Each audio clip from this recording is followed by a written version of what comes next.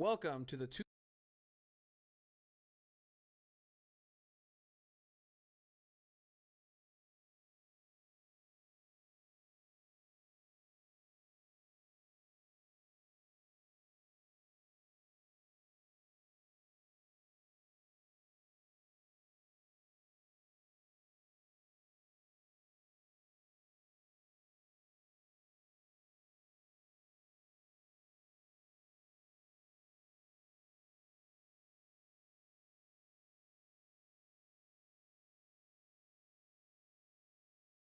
Sandals and shorts, and surf, and scuba, and sand, and sailing, and soccer. San Diego, California.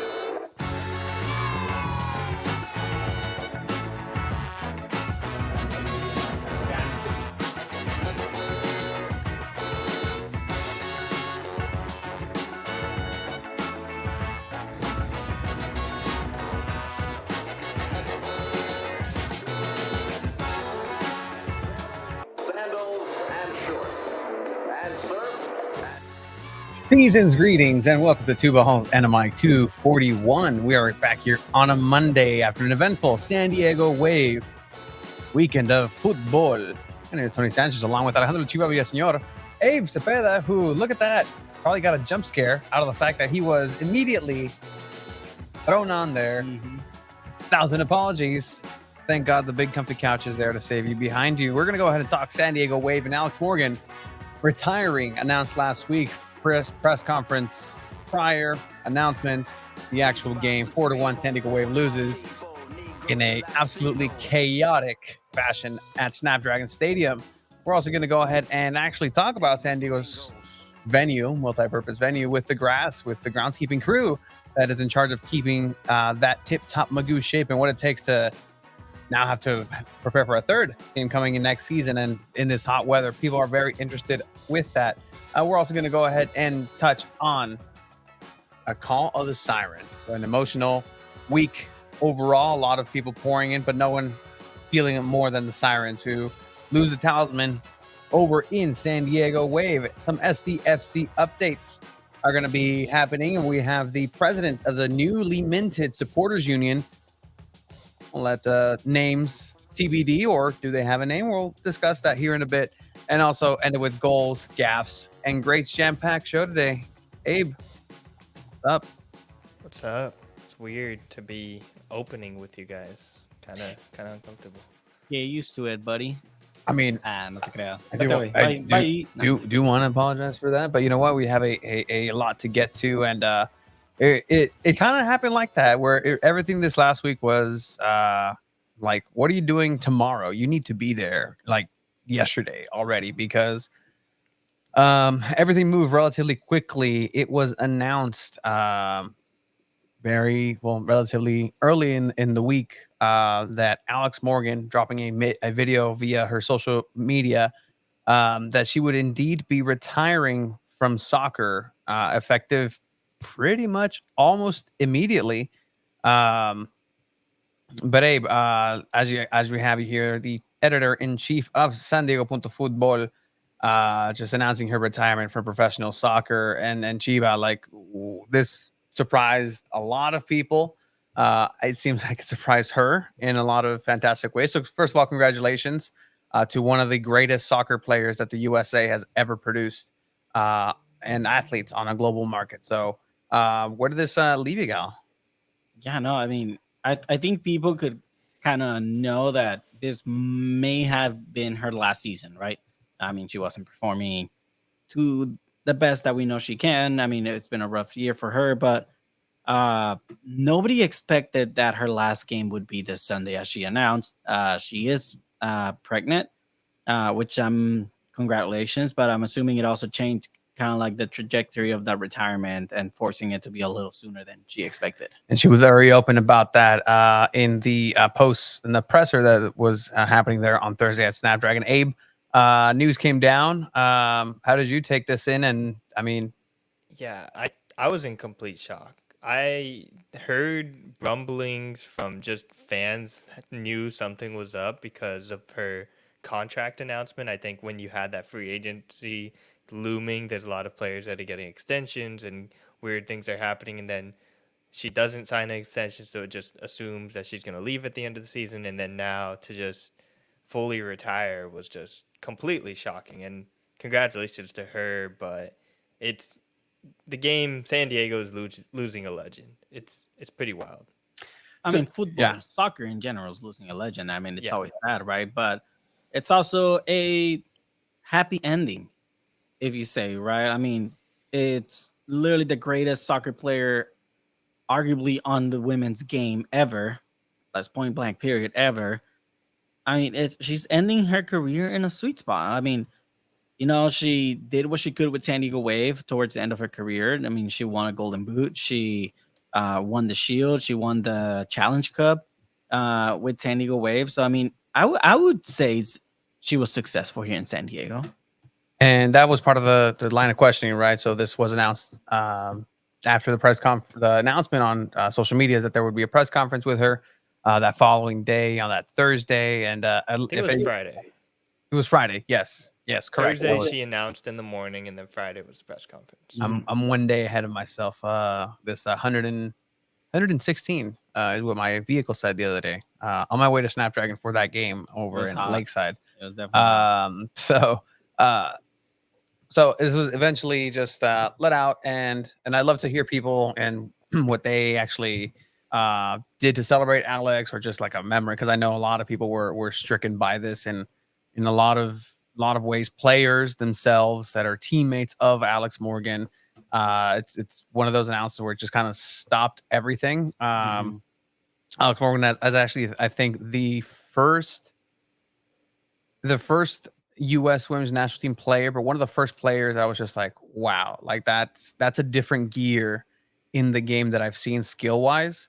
I remember watching that, fue 2000, un mundial, fue 2011, 2011, yeah. And yeah, just household name, and just from very early, you can tell that this is a new generation, and that's like the new generation of the new generation from the original baseline of what was the U.S. Women's National Team baseline greats. And now, you know, she's moving on to a different stage in her life. But this was a question that our very own Tony Sanchez asked Alex Morgan during that press conference in terms of her legacy.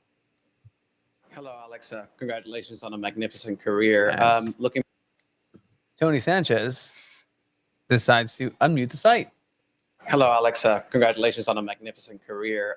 Looking back, what do you think your legacy will be for U.S. soccer, for global football, and here in San Diego moving forward?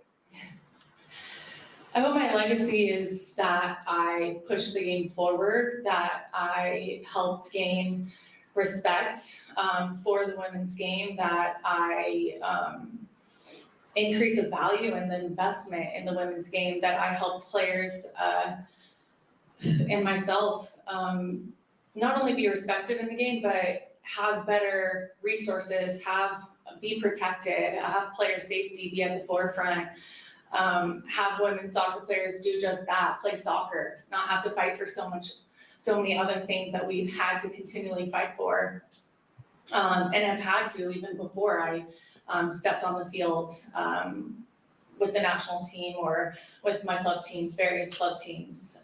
Here in San Diego, I just want to represent this city so proudly, and I believe I've done that for the last 2.5 years. To be honest, I was not expecting to finish my career mid-season. This came unexpected, and at the beginning of 2024, I wanted to end this season going to playoffs, winning a championship. You have big hopes for your last year, and I still have such high hopes for this team, but unfortunately, plans don't always go the way that you draft them up, and I think that for me, it's just being a forever supporter of this team, this organization, and just being forever embedded into this community here. I think everything that she says there in terms of what she's done for the community and for the game is true to every degree. Her impact is, I think Landon said that there's measurable ways and immeasurable ways to really look at that data. But it was interesting, again, just being at that front row of a retirement like this. I was kind of thinking, like, where does this land in terms of, like, first of all, soccer retirements in the US, but like overall, just retirements in general. It's such a weird concept that the American version of sports has, where like the greats always get like there's something with it. Like, hey, I'm retiring this year, retirement tour. Or hey, this person's leaving. Hey, everybody gives them a present at their stadium because they did so much for the sport and whatnot, right? I think this is how it felt like being so close to it, but taking that step back, it's even exponentially bigger than that. Just so many people across the world just really reflecting on this. So I mean, it's a huge thing. San Diego loses a star in a lot of ways. It's just the city of San Diego. That's the star power that will no longer be there on the field active. Yeah, she'll still be around San Diego. I have no question about that. Just on the field, stars. I would argue she's the biggest, like bigger than anyone on the Padres, genuinely. Like people around the world know Alex Morgan's name and have felt her impact as far as bringing investment in women's sports. It's crazy. Absolutely. We will be talking a lot of Snapdragon and just the surrounding things. I know Playback sent me a picture of us not doing the wave in the press box. Kind of let them know, I don't know if it's admissible to perform such an act inside the press box, so I won't risk it. But there is a picture out there of us just enjoying and being melted, slow roasted there. Yeah, and if we raised our arms, you would see some insane pit stains if we did do the wave. So I mean, we get to Snapdragon, right? I mean, Sunday comes around and it's gonna be Alex Morgan's last game. We knew it was gonna be crazy. Tickets went through the roof. I think they sold over 6,000 in 3 hours. It ended up being like 12,000 and a little bit over a day. Yeah, so they sold in a to the point where they even asked media that usually go, please RSVP if you're coming to this game. Yeah, because they're expecting a lot of people to be there. So we RSVP, we always go, and it just so happens that her last game is on one of the worst heat waves San Diego has had in so many years, right? In a while, yeah, in a long time. We get to the game, we get the starting lineup. Tony, you predicted something before this game, and you said, "Oh, watch it just be a 13-minute send-off. She gets substitute. She plays 13 minutes." What made you just think that was going to happen? Because American sports. Because there's always a gimmick. There's always something with it. And I'm not opposed to gimmicks in any way at all. I'm not a spoil sport that way. I actually like that. Like, I thought it was cool the way that she eventually walked off. Originally planned on the 13th minute, but because of her assist and goal, ended up being the 16th minute. But I like that pageantry. Like, it's one of these things where she deserves it. And I was like, okay, first of all, Landon, in post-match, could you take us to your thought process tactically of starting Alex Morgan? She hasn't been producing this season. Maybe it's the perfect time to maybe have her on the bench and have her. Kidding. But there's just all those different scenarios, and we'll get to it a little bit. Just a little other of my predictions that were unfortunately true. And it made sense for her to be subbed off at the 13. I mean, she's pregnant. Like, it's just in 100-degree weather. Medically, and like, again, I don't know why I'm thinking of it this way, but just like HR wise, there is like things that have to happen, right? Like, is it a HIPAA violation to even as an employer acknowledge the type of medical leave that she's having? Like, it's just a weird gray area. It's not because that nobody's interested in. But all right, she does make the starting lineup, Abe. But this is a strong starting lineup. We have Sheridan, Gurma, Van Egmond, Wesley, Morgan, McNabb, Doniak, Westfall, Barcenas, Cascarino, and Sanchez. Do you think this is a strong lineup? From what San Diego Wave has to offer in this current moment, yes. I disagree, just because, I mean, you have one midfielder. Doniak is not a center midfielder. You know, Calaprico's barely coming back as she's not fully match fit. But once she's fit, she has to start along with Emily Van Egmond. I mean, you need two center midfields at least. Donia can't play center midfield the rest of the season. I mean, she can, but that shouldn't be the case. Yeah, I think too much is being put on Mackenzie Doniak right now. She shouldn't have to carry the load of the midfield. Yeah, at all. And again, you need to get somebody there, but that has to do with fitness as well. And so I disagree with you. Like this isn't a strong lineup. It's weak in the midfield, which I mean, clearly the results shows on this. In the terms that I say it's a healthy lineup, it's because it's a healthy lineup. It's a strong lineup of what's available, right? And then I mean, again, I'm not No, I get what you're saying. That's where I'll stand there. But hot day in general, humidity at the roof for San Diego in terms of having the best weather in the world. Today was one of those days where obviously precautions were taken. Good turnout, ended up 25 plus, I believe, 26 plus. Yeah. In a day that's competing with the first week of NFL viewership. The San Diego Padres are playing. There was a lot of competing aspects, but still Snapdragon looked good for the kickoff. Abe, don't forget to mention that they moved this into like a nationally broadcasted match. This wasn't going to be like nationally broadcast, and then ESPN Plus at CBS Sports, KUSI was like showing this. Like everyone started showing this game.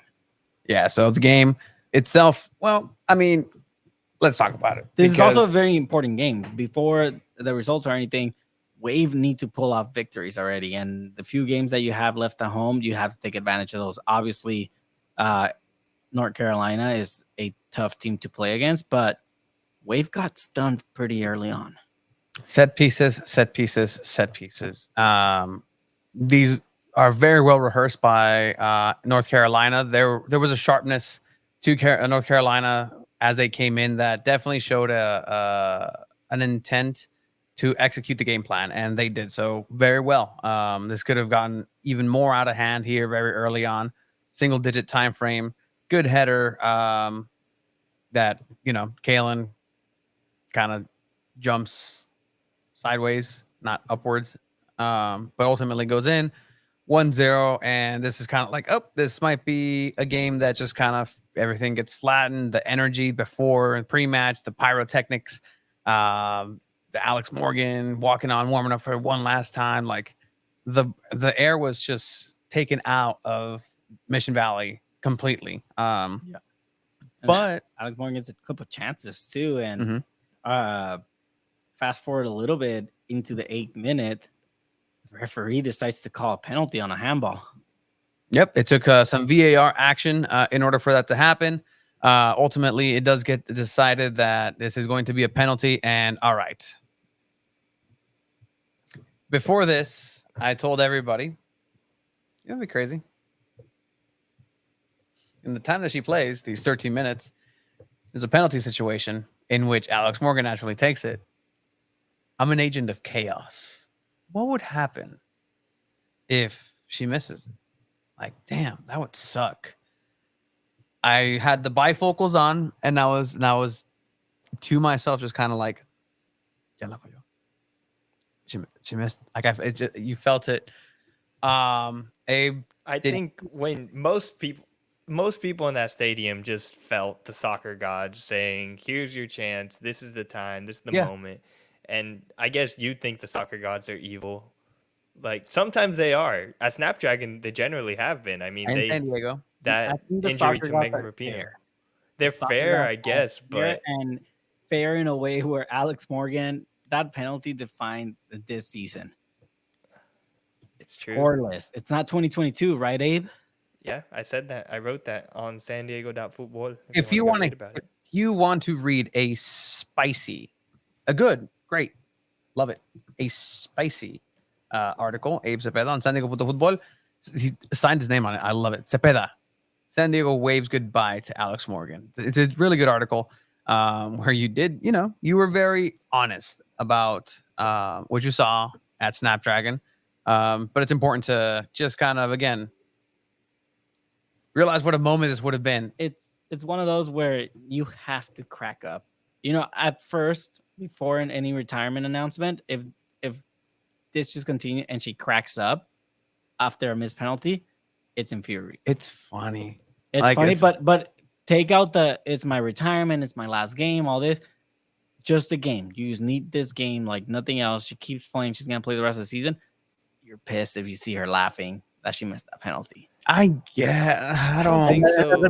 No, not a person thinks that. Not there's not other than you. Because even Rapinoe laughed when she missed in the World Cup. Like, Yeah.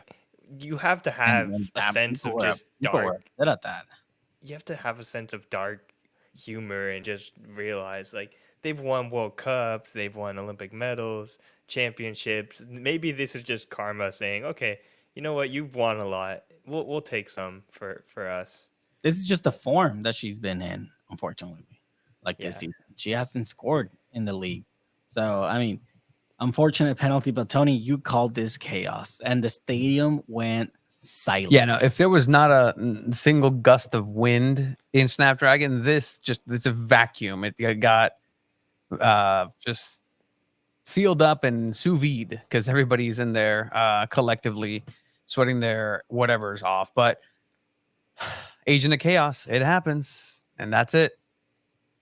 No way that she is getting her goal in, and that's it. It's the happy story is gonna end. 12th minute, they still are pressing, and eventually, guess what? Chaka chaka, you get a goal for San Diego Wave, assisted by Alex Morgan in the 13th minute. Yeah, no, it's like Hey, mano. I don't know. It's like it's meant to be. Like you don't get the goal, but you get an assist in the 13th minute. Like it's It's a contribution. It's a goal contribution where you kind of made up for it. Like at the end of the day, guess what? None of us, not the six of us here, 1, 2, 3, 4, 5 of us in each of our little boxes here, will ever know the courage, strength, and pain that it takes to literally birth a human being or have one grow within us. To ask me right now in this state to go play 15 minutes of professional soccer right now is pushing it health-wise, to be completely honest. But that's the maximum output that she was able to do, and it led to a goal in a season that she hasn't had a lot of victories in terms of goal, assists, contribution. Like it just hasn't been there. Her last, if not like one of the last touches of actions that she saw, was this the last, Abe? I will say it wasn't an assist. She kicked the ball to get the corner kick, to earn the corner kick. Maria Sanchez sent in the. It's an assist. No, If a penalty, Maria Sanchez got the assist. Foul. Maria Sanchez told me after. Wait, I'm not gonna make stuff up now. Wait, you're right. That's what I was thinking. Why did she get the assist? She didn't get the assist. People say didn't. she assisted in the. He goal. assisted okay. in the goal scoring chance. Got it. I thought I saw a picture and I think it was just fake, and I got fooled. But okay. I Yeah. mean, it's still nicely. It was Maria Yeah, Sanchez. still just amazing moment. Everyone's wearing the pink headbands. Just insane, beautiful sports moment right here. And then to have her subbed off right after, it was amazing. Yeah. It was a lot of just moments happened here. Technically, it was a handball. Should have been another penalty and second chance to go at it again. That would have been funny. A Like, what's the penalty in- a decision? penalty What's in the decision 13th there? minute? What does Landon do? Like, go for it again? I guess. Yeah, Like, no, 100%. go for it. You have to. But all smiles at that moment up until obviously the rest of the game happened, and we could just put that away. No, I mean, obviously, NC Courage goes up in another set piece, and I mean, it's unfortunately that's been an issue for San Diego Wave since they've started. Mhm. And we've talked about it with Casey Stoney, and we talked about Yeah. it with Paul Buckle, and I mean, it's just been an issue. Kaylin Sheridan definitely has the mistake here. I don't know if you agree, Tony, as a goalkeeper. Esteban, you're a goalkeeper. The mistake here had to be from Kaylin Sheridan, who didn't have the best game. Yeah, no, this is her coming Sal out. con ganas, sal No, con yeah, she has fuerza. to be coming out here, and you have to run over whoever's in front of you, right? If it's your teammate, if it's the opponent, if it's whoever it is in your small box area, if they touch you, it's a foul. If they get in there and collide, and there's supposed to be a foul, but you're the one supposed to get to that ball first. Out of everybody in there, you're the one person that can use your hands. And I'm not saying come out in a violent way. There's ways to be safe about it with your knee up, with your legs up to protect yourself. But at the end of the day, it's a physical game. It's a contact sport. You come into that small box, you're going to get contacted. It seemed like it just wasn't there on time, and just enough of a header in between her and Germa. And, that's where everything just began to unravel. But again, NC Courage still had that game plan. Like they weren't fazed by the fact that Alex Morgan was retiring, was playing. They just picked it right back up, and it seemed like Wave had some glimmers of hope here and there, but it's the same old thing that we've seen this entire season. A lackluster offense that can't produce, with a midfield that is just silly taped together with what they have in terms of just fit players. I was very optimistic last week. I was very optimistic last week about the chances of San Diego Where's that Wave Tony at now? making. He's right here actually. But guess what? I don't think I'm as optimistic. Hey, wrong way. As I could choose to remain in this real world now. The heat has brought me down. As the game went on, Kalen Sheridan was in some interventions. There was a couple of posts that were hit. But man, like I really was hoping that this would spark something underneath San Diego Wave, at least in this game. But clearly, there's a bigger issue in there. I mean, 3 coaches in one season is just tough for any team. It's tough. You see any team in any other league, and if you have 3 coaches, you're not gonna have a very successful year. Yeah, and this is the second captain that's leaving in a matter of a month. Like, that's a big deal too, I think. Especially emotional leader that everyone looks up to around the game. Like, I think Landon Donovan said this was a very emotional week for all the players, and you could definitely see that on the pitch. Getting that mental aspect in there. Obviously, a lot of miles traveled in a short span of a couple weeks. They have had a homestay, juegos en casa, where they can go ahead and train and get things together. But then ultimately, this also led to a chance later that brought about another unfortunate prediction that I'm like, okay, Kalen Sheridan gets the captain's armband after. Wouldn't it be something if there was a captain having to give a second captain change in the same game due to, I don't know, a red card? Kalen Sheridan kicks the absolute days out of. Yeah, and it was crazy because after I saw this, I was like, wait, dude, like, would this be a red card for Sheridan? Like she legit just knocked down that player. Like, I mean, again, not the best game from her. I think she should have communicated better with Naomi Girma. But I think I told you, it was like, dude, they might check this. Like, this isn't okay.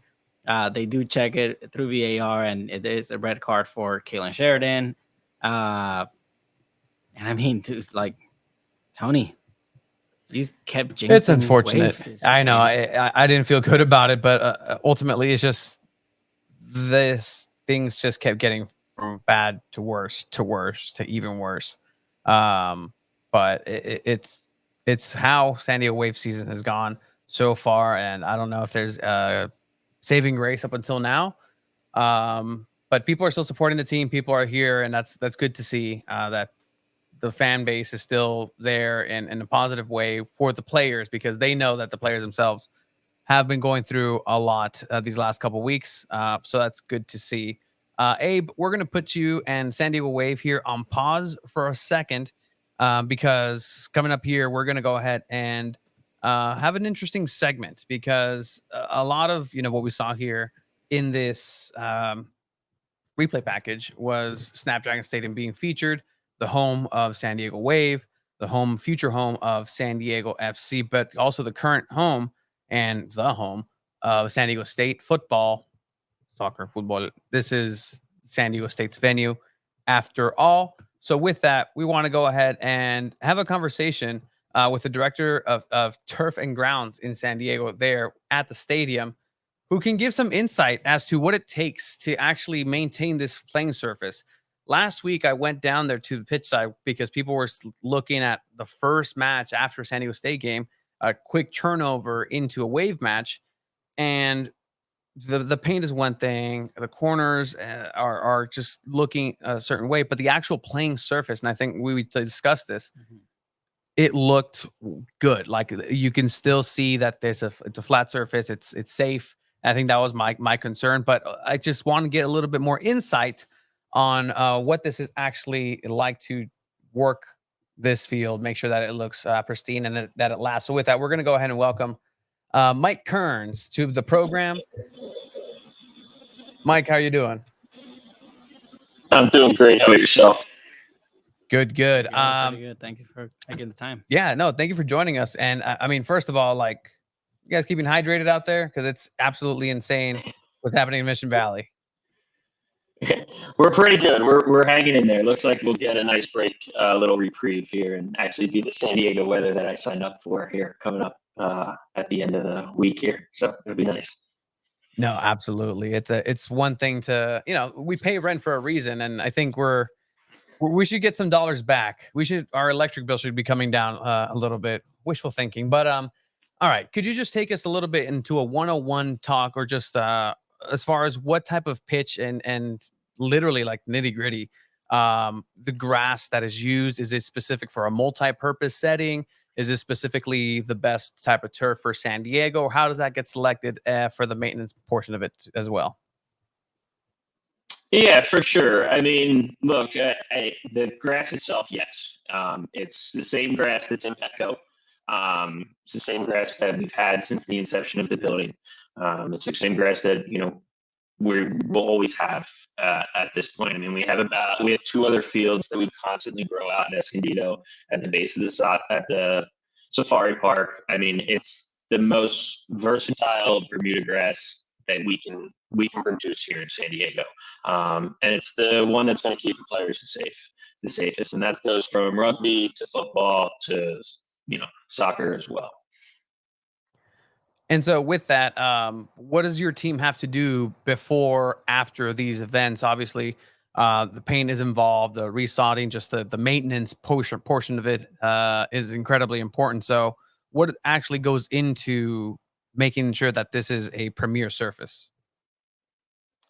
Yeah, I mean, I think the one thing I don't think people, they think that after a football game, we just go home and we call it a day. I mean, take Saturday for example. That game ended around 10:30, I think it was. This crew kept going until 2:30, 3 o'clock in the morning. We brought another crew in at 6 a.m. to get us back to where it is. It's it starts when we get the schedules, right? We see the schedules. I see them when everybody else sees them. And you start planning from that point. When the NWSL releases their schedule in January, February, we go through and we look at it. We see where it might be, where we might have some pinch points, I guess you could say. And we start our planning process there. Where it's not something we don't plan, 2 days in advance is what are we going to do? Absolutely not. I mean, we can't do that, not in this business, and not at the facility that we're in, right?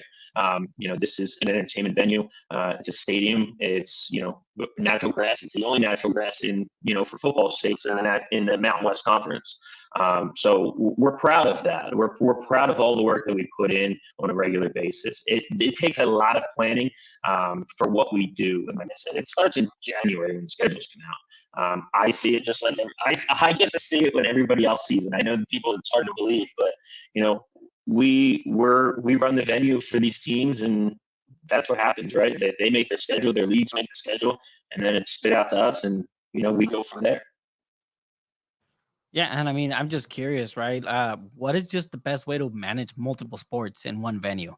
I mean, you have, like you said, rugby, football, you have soccer, and now you're going to have SDFC coming next season as well. So, I mean, what is that like? Next year it's kind of crazy, right? We're going to add somewhere around 21, I think it is right now, soccer games to the facility.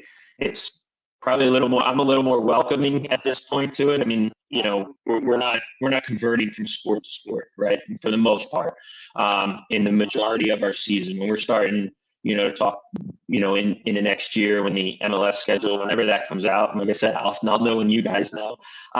We'll start the planning process, but it takes a lot of planning, more or less, to make sure I'm putting my crew in a successful part, and I'm putting the building in a successful way to succeed in managing it. And managing the turf is managing turf, right? It's each sport has their own, I guess, nuance to maintaining it. But ultimately, at the end of the day, it all comes down to the metrics that we have to meet, right? That we internally accept for ourselves. And that comes from the firmness of the surface. That comes from making sure that, we're under certain numbers. We follow the guidelines for the NFL for concussions, right? That's what we strive for. But we also take testing for shear. And what does shear do? Shear is make sure that when a player puts their cleat in, that, it doesn't blow out on them. It doesn't do anything like that. That it's a safe playing surface. First and foremost, and that's always what we're going to have out there. Like you said, aesthetics. Look, I want it to look great 24/7, 365. I'm my own worst critic, right? I live it. I breathe it. I look at it every day. So, but first and foremost will always be that the playing surface is safe for the players. And that's what we strive for. The aesthetics will come, at times, and sometimes it won't. But it's that's the nature of the business that we're in. Truthfully. No, I definitely love that. I know I don't want to take too much of your time, but this is incredible insight that people have been asking, and I'd love to kind of reconnect us to as the year goes, just to get an update on all of this. Because again, this is something that's going to be a premium quality venue in a sense, right? Because I mean, I've been there for a Coldplay concert, and that's my question. What does that mean for you and your job to have to cover, that surface? Does that affect it? Because again, I'll be the first one to hate on anybody who's in center field at Petco Park when the Potters doing great, and then they come back from an away stint, and it's like, something's happening in the center field. I just still see the Rolling Stones stage on there. Is that like just the bane of an existence, or is just is this built to last for that reason as well? No, this is built to last, right? This is built, the stadium's infrastructure is built to last. The commitment from, OVG, who I work for, the commitment from SDSU, and the commitment from all the partners that are inside, the Wave, the MLS team as well. The commitment to make sure that we have everything that we need to be successful. And it takes every one of those tenants to make sure that this place is as successful as it is. But when it comes to concerts, no, not really. I mean, we've been fortunate, right? There's two ways to look at it. You can do a multi-set, which is, you just know we potentially get a new playing surface depending on stage setup and how long it's down. Or the other times it's a one-off show and it's pretty quick. I mean, it's going to be no different at times than you see across Major League Baseball and things like that. We just have better weather, most of the time for it. So it makes it a little bit easier versus worrying about, I'm from the East Coast, so worrying about thunderstorms and things like that. When you have a concert set, we don't have to worry about that too much. So I imagine this will be kind of the last question here. That game with the U.S. women's national team, that it rained incredibly. Is that just the setting underneath where it's just there's not enough drainage? We weren't expecting so much water because, I mean, I saw from our reports there was only like 4 of those squeegee brooms in San Diego in Snapdragon because, I mean, it is San Diego. But is that kind of how that breaks down? No, you know what that is, truthfully. I mean, that's just that's rainy weather. I don't think many people noticed that, we were 14 days delayed in laying that surface. And, when these companies like CONCACAF or these larger groups come into what they're doing, we have a protocol that we have to follow from them most of the time. They have a guidance as well. So, first and foremost, make sure the playing surface is safe for the players, and go from there. Really, you try and cram everything into a small timeline. We were delayed, 24 or 14 days ish, with 10 days right before the first game. So you try and get, you lose a lot of agronomy side of it, of what you're supposed to do. And that's kind of, you got a little bit of, fly by the seat of your pants, I guess, in those instances, whether we're not used to that much rain here in San Diego. And I've been here for 2 years and I've had 2 different winters and I'm ready for a normal one, I guess. Right. But no, the playing surface at the end of the day, I mean, look, that's what we're here for. And those things happen. We're not the first one. We're not going to be the last one that it happens across the board. It's trying to cram a lot of things in sometimes. And, player safety goes first and you push agronomy aside a little bit for it. Yeah, that was a major factor because the playing surface, as you said, it was delayed for 2 weeks because of the amount of rain prior. It's just not safe work conditions, and you just get OSHA involved, and it's a lot of paperwork. Not really. We just couldn't get it out of the farm. Oh. The farm was as wet as we were out in Escondido, so we couldn't harvest it. Trust me, we were ready to go. We just sat and waited, and we just waited and waited and waited. But ultimately, it ends up being a great playing surface, and like I said, it's safe. I guess the last thing that I can say is we're putting in the work. We see the chatter, we see it. We're putting in the work. Trust me. We're putting it in, and my crew will have a nice weekend off here for a little bit of break, a well-deserved break for sure. See, this is why we need you to come back and just this nitty gritty, because this is my version. Comes like, is there just fields of beautiful grass growing in Escondido that's just like perfectly just leveled, like a level that would just put somebody in a awkward, like they've never been in such a zero surface of like, wow, that's great. Yep, I was there Sunday morning to check on the playing surface. So like we have 2 of them out there, probably a third one coming. That is just, they grow it for us, and when it's time to bring it into Snapdragon, it's time to bring it in, and we always are. We're always making sure that we have. I oversee that as well, making sure that the growing process is what it's going to be when we get it to here. We're doing the same testing out there that we do here to make sure that playing surface is safe when it arrives here in Snapdragon. And that's just like wheels, I imagine. Like whenever it needs that turn, it just needs that turn, or you have one per year, like a F1 race. You got 4 wheels. That's it. No, I mean it's all planning, right? Like if it's concert set or what we're doing, we know what we're doing. When we will need it. We need a new one every January, right? We're not saving that one for Monster Jam Motocross. That one's it's not being saved. So we have one every January that we know, and then we have 2 other reserved ones that if we need something, we need it. And I would probably say a little bit that you'll probably see a little bit different corners next time you're in the building. I love that. And incredible insight. I really appreciate your time, Mike. If you want to just give a shout out to your business and everything that goes into the hard work of your team.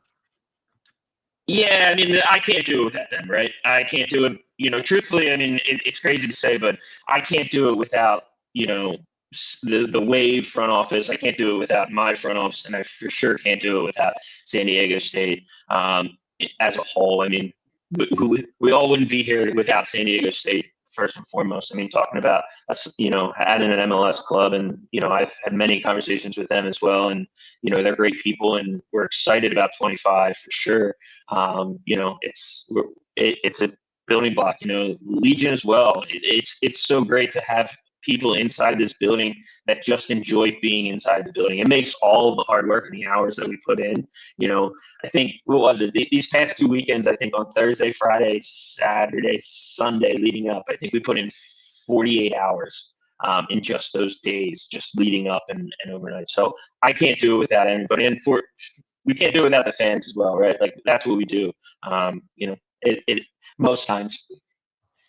You're doing it in San Diego, so you must be living the dream, right? So really appreciate your time, Mike. And again, we'll do a check-in because again, people are interested about this. Like this is San Diegans are weird with stadiums, they're weird with what we're interested in within the stadiums, but you know what? I wouldn't take it any other way. Mike, thank you for your time, man. We're gonna go ahead and get you out of here. Appreciate it. All right, no problem, guys. Thank you. Thank you. Perfect. All right. With that, Okay, we're gonna now people know. now. Now And people I know. know. Now I Yeah. know. Abe, I'm gonna bring you back here. I mean, we've had this kind of plan in the background because people are asking. That's chitter chatter that's been happening, and It I seems like to that be he the main hears it. topic when we get to go to Snapdragon for a wave game, and now seeing the SDSU lines and logos and the way the field looks. Now people get some answers, and It gets it makes context. sense. Yeah. It makes sense. You know, it can't be perfect. Yeah, thank you, Mike, for that time. Once again, this is San Diego Punto Football. In fact, we've literally any aspect of soccer is Hey, here. you were the one Abe. talking the most shit about the fields. Like, Yeah, what does that no, make you feel oh my now? God. No. I've been saying it's fine. Like I don't get the mad about the paint and the colors. Like if you watch enough soccer in America or high school soccer or anything, you're gonna see football lines. And like obviously it's not ideal, but as long as the playing surface is fine, which no player has complained about, then I think it's fine. It's a beautiful stadium, and I want to go to this Escondido farm. Honestly, that sounds I crazy. Get a tour. Yeah. What Abe doesn't know, Tony, is that I have a recording of him actually saying, "No, I'm just kidding." My God, that's actually illegal in the state of Yeah, no, California. I would not The do that. Donald Sterling rule. All right. So on this playing surface, this is where, again, we witnessed probably one of the most deflating losses for San Diego Wave in his 3-year history. And I think just bringing all this context together gives the understanding of really what's at the pulse of soccer in San Diego, of what currently is with San Diego Wave. We'll check in with the Sirens, to call the Sirens here in a bit, just to get their take on all of this, really. But Abe, game ends. It's not looking good at the end of the day. We get Maria Sanchez. We get Melanie Barcenas, who I think you pointed out correctly was her first time being at a press conference at the end. Ask a couple questions. But before, is there anything that I'm missing from the actual game, from the disaster class that Wave had? No, I mean, after the red card, I think the team did what they could to defend. They ended up conceding a 4th goal. It's a tough loss for sure, especially in a time of the season where you need to start pulling off results. I mean, they tied against Washington, and you're like, okay, that's second place Washington. You know, that's a good thing. And then you go and lose 4-1 to NC Courage. So it's kind of like a blow for the team, for the fans, where Tony, you were very optimistic last week about I don't know why. Wave I don't know. being able to pull it off. Characteristic. This changed everything, right? It did. I mean, I So really there's no thought, chance now. I really thought, because I think in sports there's this intangible factor of like emotional or just very outside of the game related emotions and feelings really pump a team up and energize it. And I thought that Alex Morgan, coming into this was going to be something different. The tie really felt like a victory. We talk about ties that feel like losses for San Diego Wave all the time. This was a tie that almost felt like a victory. But I mean, it takes 3 scrolls now to get to San Diego Wave with this Zoom inversion of the standings. Yes. Yeah. So they play Utah next. So that's gonna be an interesting game, right? Because they're right underneath you on the table. You have 16 points, they have 15. This has to be a must win. I am convinced. I mean, not saying that there's any hope or any chance. Mathematically, they're not out, and that's just facts for the team. So losing this team would pretty much make that official. But I mean, again, there's still 7 games left in the regular season. That's 21 points available. Landon said they have to win 5 of those, and it starts with Utah this weekend. Starts with you, Abe. I think they have a chance against Utah. The rest of their schedule is not looking great. They might be able to play spoiler at some point, but at this point, 5 out of 7 matches when you've only won 3 matches seems impossible. It would feel wrong to just predict that that's going to happen. And I think no one expected this from the Wave this season. We were talking about championships, like winning the Supporters Shield again at the beginning of the season. I mean, it's crazy. Yeah. Like you were literally the most consistent, the best team in the league, finished first place, and then just goes down the drain. I mean, at this point, if you're Landon Donovan, you say, okay, we're putting all of our focus and emphasis in the CONCACAF Champions Cup. I think so, because that sort of play style seems to maybe fit best in that tournament setting where nobody's really seen that. They can really play other. I don't. Again, there I go being positive. I don't know. It's a giant question mark. No, because the thing is, what does going all in that tournament mean? Like, you had your best possible lineup this last weekend, and you still got crushed 4-1. Does that mean repeating lineups? What is exactly does that mean? I mean, you're facing Portland, who, Abe, you mentioned that Portland's beatable, but then they go and face an America team that didn't have their starters, most of their starters, by the way. They still shocked them 3-1. So there's a Portland team that's also definitely in the running for playoffs, but also trying to make a name in the Champions Cup. Yeah, I think Wave Portland games always have a little extra juice. I still think the Wave have a chance, and Portland rightfully might be focusing on the NWSL this year. So, and this is the first time the CONCACAF Champions Cup is happening too. So you never know how serious a team like Portland or America are taking this compared to their domestic trophies. So this is all the Wave have. They have to put all their attention to this tournament. It's going to be interesting just seeing how this end of the season turns out for San Diego Wave. Landon Donovan, the post-match conference, kind of had a moment of like, maybe I got it wrong today, but it would be, we've put a month of work into this new play style and direction that this team is going into. Why would we just kind of toss it out now and just throw that away? But it seemed like a conceit almost of just understanding that, you know what, it is what it is, and we're just going to see what sticks to the wall. And hopefully that means it's positive, but I don't see a world where there's a lot of positives left in the season for San Diego Wave, unless I see differently in the CONCACAF Champions Cup.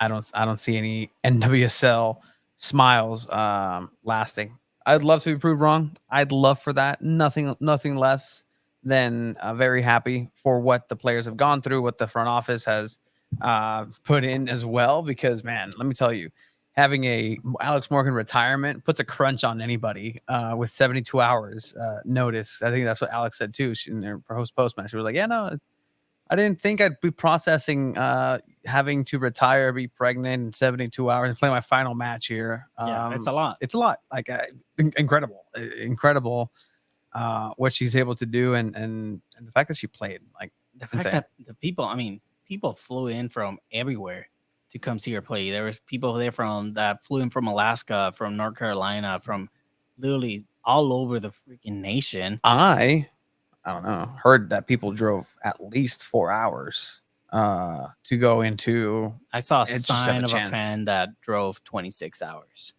There's also people that crossed the border for at least 5-6 hours to come see this game too. So they don't have Century. I don't have Century. That would be me. Century. That would be me. Century.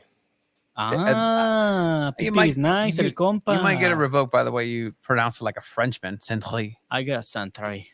You know, I'm going to be vulnerable for a second. I can't roll my R's. And you know what? I appreciate you for being strong enough to have that vulnerability, and that will never be brought up again. Space. Absolutely. No, I do this weird thing where I fake it with my uvula. It's kind of funny. I think I should have stopped. My parents should have stopped me from that. I should have just learned when I was a kid. I don't know if it's a learned thing. Abe is humble. We love Abe.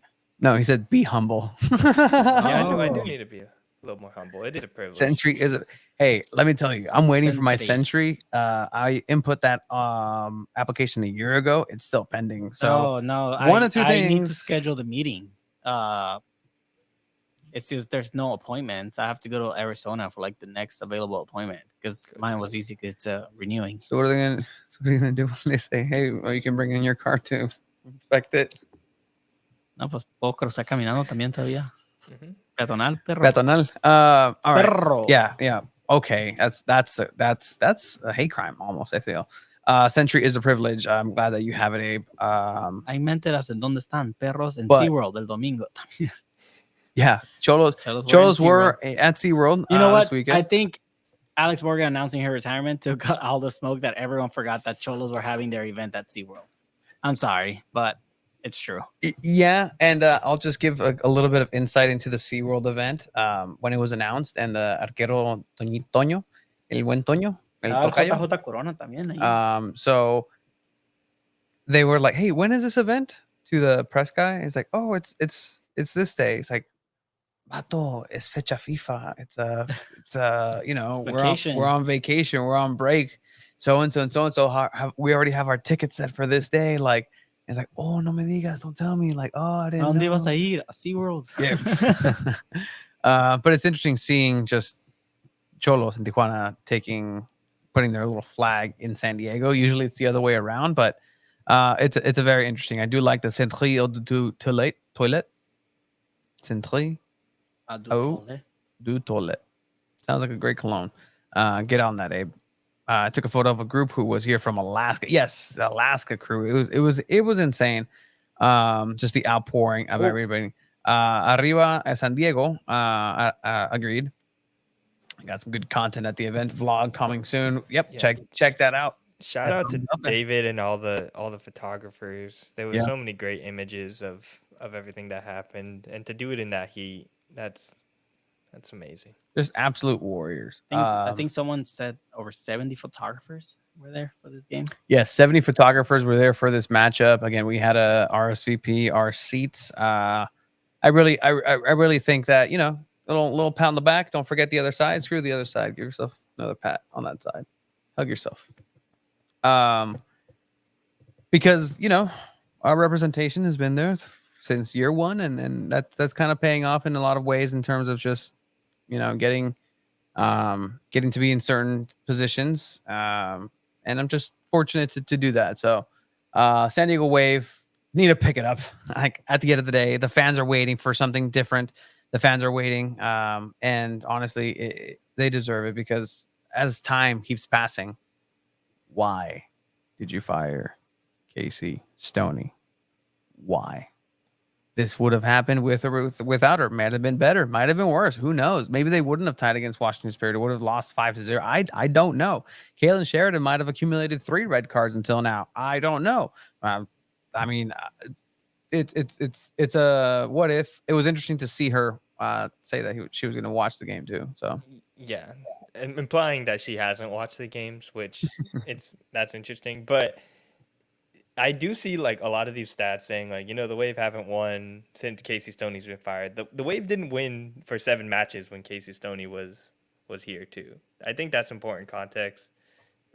Obviously, I still think it was probably a little too soon to get rid of Casey Stoney. It's insane.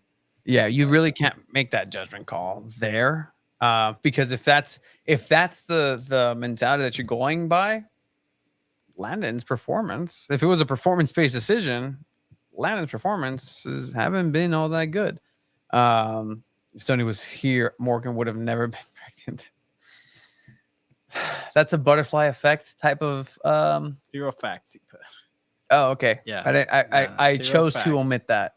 There's a lot of controversies being thrown out in the chat tonight, with 0 facts, 0 sources, but it's okay. It's a safe space for everybody. All right. Do you guys have a favorite Alex Morgan memory? This wasn't bad. I just kind of thought about it right now, putting you guys First one that comes to mind, like genuinely, was her at the Gold Cup trying to fight Colombia. Because as an older veteran player, I just love it when there's an older veteran player that's going to be the one that's obviously their legend status. They're going to get picked on a little bit by the other team. The other team might want to mess with them or fight with them. And she got in their face, did not stand down, kind of helped show that energy to the younger kids and be like, yeah, no, this is how we play. We're the U.S. women's national team. We'll get into a fight with you guys. Like, that's crazy for a veteran player to do. And another thing I love about the women's game is something like that might happen and then they're just flopping in the men's game. It's so boring and it's just like, oh my gosh. But just for them to get in each other's face, Trinity Rodman had to separate them. I thought that was one of the cooler moments of the Gold Cup. And honestly one of the more memorable moments of the time that we've been covering Alex Morgan. Tony, do you have a favorite Alex Morgan moment? So in what are we, World Cup this year? That was 2018 before, right? So 2020 was that World Cup. Okay. I'm trying to backtrack. It was 2016. When did the US women's national team beat was it Tahiti like 13 to like 0? There was 2015 World Cup. 2015, right? Might have Okay. been that. 2015, So 2019. in 2015, I listened to a lot of sports talk radio, just AM radio, and it's always just like, male, blah, blah, blah, blah, women's World Cup, like, or just soccer in general, right? It's very hard to get some soccer talk in. And I was a avid listener of this morning program, and so I would just be like, "Hey, I can be your soccer insider for the World Cup," just being a listener, right? And so I just kind of parlayed that into calling in as an insider. Technically, I changed it on my bio, and I would just talk soccer to a bunch of dudes that didn't know soccer, and just I was like, okay. And then it came with that match where they kept celebrating the goal that went in, goal 3, goal 4, goal 5. The U.S. women's national team was unrelenting. By the 11th goal, they kept celebrating. And man yelling at Cloud host that morning was like, I hate this. This isn't who we are. This isn't America. Like, what are we doing? Why are we still celebrating the 13th? Like, blah, blah, blah, blah, blah, blah. And I can't tell you how hard I defended Alex Morgan that day. Because I'm like, you know what? No, you celebrate that. You scored that in an important moment. You keep going. So just that World Cup performance and just the domination that she helped lead into it, just I was like, okay, awesome. Like this is great. And I can't tell you how many times malamente. And this is because I didn't watch a lot of women's soccer growing up. She was that player that I would look at along with Marta and be like, oh wow, like that's a different level. Like I've never seen such skill because I haven't been exposed to it and I haven't actively watched it. And I'm surprised. I'm like, oh wow, like this is a level that this person can beat everybody I know and all of my friends alone in 100v1, and we would lose 100-0. Like that's the level of skill that Alex Morgan possessed. So just that contribution of like really putting global soccer on the women's side on the map, at least for me, I'm eternally grateful for, because now I enjoy it so much because of her that I can just sit back and be like, wow, this is very awesome, and I love this just sport so much more because of it. So No, for sure. I mean, fucking Fox Insider. Pato. You use Radio Insider, Soccer Insider for everyone, dude.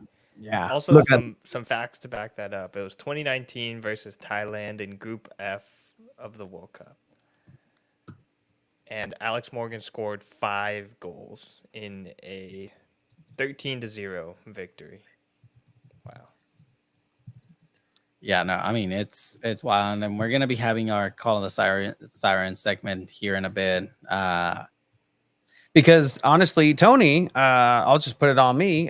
Send the wrong link because it's just that type of that type of day. Okay. And Give Tony it's- that's okay. That's okay. Abe, do you want to stick around?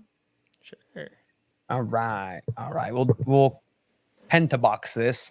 We are going to go ahead, and we are very thankful because we love having this segment this entire season, where we get to talk to the supporter base, the true diehards of San Diego Wave, who have been with the team and continue to support this team with or without the players, injury list, the results, whoever it may be representing San Diego. They are here cheering for players arriving at Lindbergh Field for everything.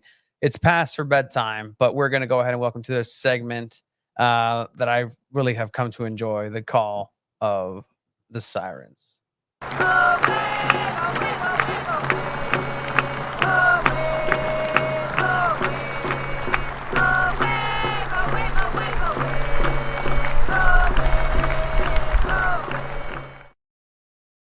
Sarah, I want to thank you for your patience with us, and sorry for keeping you up past your bedtime. I No, it's saw okay. many lips. I'm 100% ready to go to sleep immediately after this, so I'm gonna make it. If I pass out halfway through, that's on you guys. Yeah, no, I will take responsibility for that, and we'll just keep that little box on the side, make sure you're safe and not falling off, and bumping your head. But welcome to Two Balls and a Mic, San Diego Punto Football. You've been following very closely with the team along with the rest of the Sirens. A tiring last couple of weeks, last couple of just months in general, but could you take us through kind of your experience through this last week in terms of, what the announcement of Alex Morgan, 13, the talisman? Yeah, so I actually went to the Naomi Girma workout on Wednesday night with Siete, so I was riding high, very happy, in a great mood. I wake up Thursday morning and it's like, hey, here's the worst moment of your life. Yeah, it was a weird ride. I've never cried in my adult life, so I've gotten through it pretty okay, but definitely watched a lot of different emotions hit people at different times. Yeah, just kind of the ride of deciding as Sirens, I'm on the art crew trying to come up with the best way to honor a legacy that is beyond impactful in so many ways. How do you properly honor somebody who has pushed the game forward this much in such a short period of time?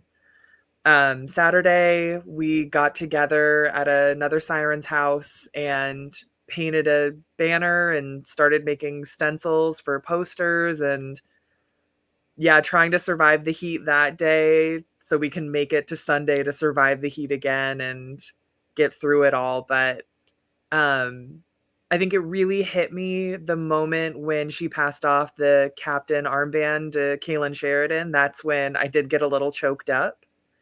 But just watching the impact of people of all ages and how much Alex Morgan's career has touched their lives, inspired them, excited them. And I mean, again, just the beyond impact she's had on this country, on this sport, has been immense. No, absolutely. And I mean, I do want to not to be kind of like negative Nancy or anything like that, but I mean, when she missed the penalty, what was it like at the show? I mean, it was just, you could hear the pin drop, right? But Yeah. what was it like for you all to just see that? I truly don't know how I can ever feel about Casey Murphy again in my life. I would have done the same. I'm so sorry. Yeah.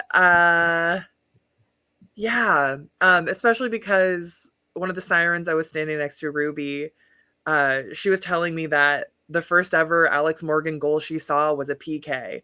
She was pretty pumped. She was like, oh my gosh, maybe I'm going to bookend it with PKs. I'm like, let's do it for Rubes. It didn't happen. Casey Murphy did not get the script, didn't know the true plan. But yeah, it was pretty devastating.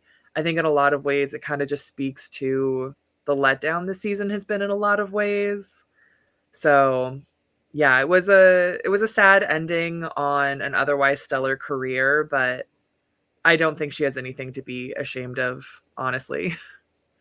And I mean, you're getting that insight from other fans of like the PK situation that would have been booked. And then did anybody who's not part of the Sirens just kind of, or people in general, did you hear any other stories come together? Or just is there any one Alex Morgan memory that for you just stands out, either playing or just in general?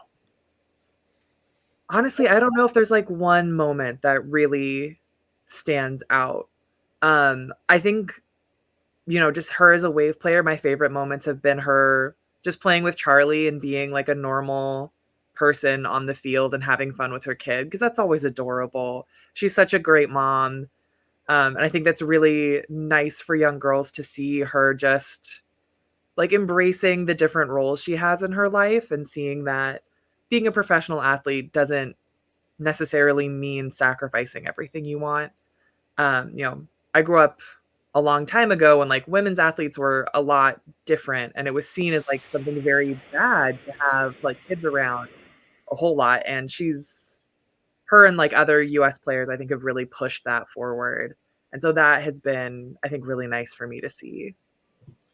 I mean, I can't tell you like just exponentially this season. Like we all commented from the press box, Abe, Chiva, and I, as far as just the sirens and even though this hasn't been the best season, like y'all are there. Y'all are there. I mean, these last 2 weeks have been absolutely brutal in the Cove. Everybody keeping safe. I know I stopped by a couple weeks ago. I'm just like, hey, make sure everybody's hydrated. Make sure everybody's having a good time here. But how tough has it been being that sun? It's been bad. It's been really bad. That Angel City game, if that had been during this heat wave, it would have been much worse. I'm still recovering from the sunburn during that game, but I'm real pale, so that's to be expected. Yeah, these last 2 weeks, last week I was literally timing on my phone when the shade hit me, so I knew for this week to be prepared. So I'm just sitting there, I'm like 520, it's gonna hit us. Trust me, and it did. But yeah, somebody had brought a thermometer in just to check the weather, and it was like 102 at one point. Oh, It was man. just brutally hot. Yeah, everything was just filled with ice, trying to stay as cool as we can. Shout out to Zakia who bought these little like Mr. Fan bottles.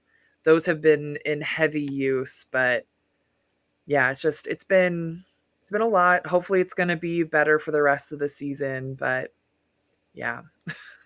Yeah, no, it's absolutely brutal. Abe, if you can hop in. Yeah, okay, just making sure. I know you're the silent one in the back. Just Yeah, perched up.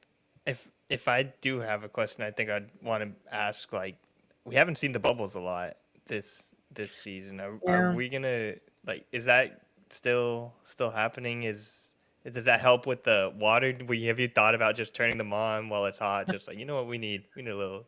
They're more sticky than refreshing. So not a whole lot for the heat. But they're still there. They're still ready to go.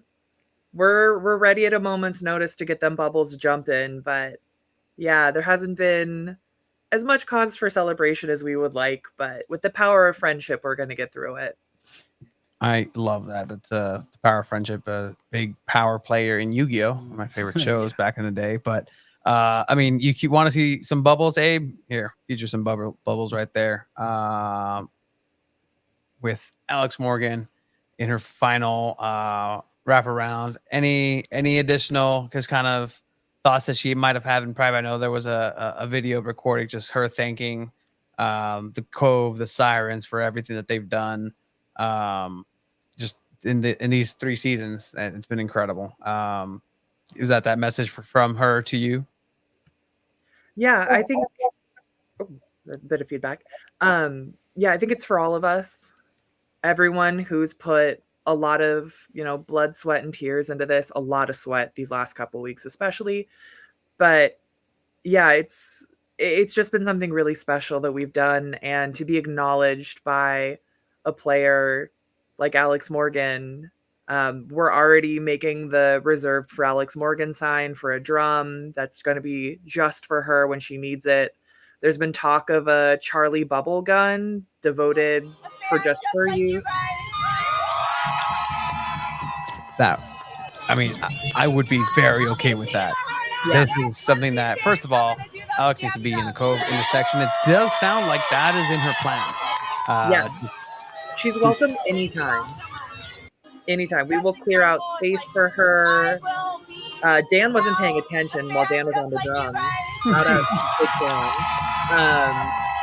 Yeah, she's an icon, as I've said, I think maybe 20 times already, but having her in the Cove would just be an extra special treat for us. We have had former players come and join us before at different times.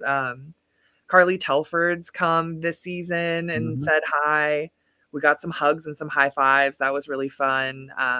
Lauren Brisky was at the Torero game with us briefly.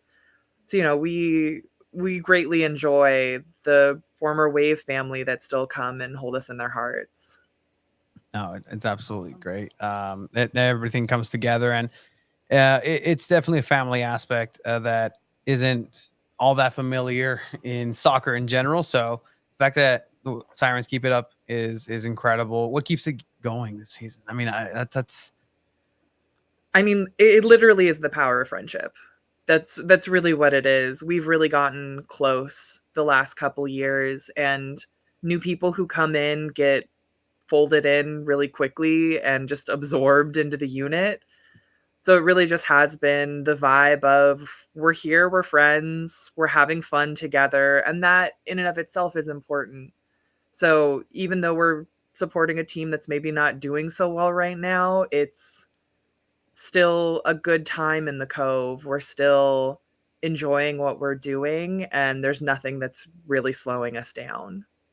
That's awesome. There's still time left, right? There's still a chance for this season to turn around in a way, and I think that support is very, very much felt by the players. Just hearing them discuss it post match, and just in general that adoration for your adoration of them and the representation of the city is felt very much. So that's awesome on there. Do we retire 13 from now? Can you retire 13? I mean, yes and no. It's hard in soccer. Yeah. I mean, who else can take it over and really wear it at this point? But I'm open to some young gun trying. Melanie Barcenas wants to rock that 13. I'm okay with it. I think that's decisions for people who make a lot more money than I do, but you know, I think that number is so intrinsically tied. The delusion keeps you coming back. That's Tanya. That's my bestie.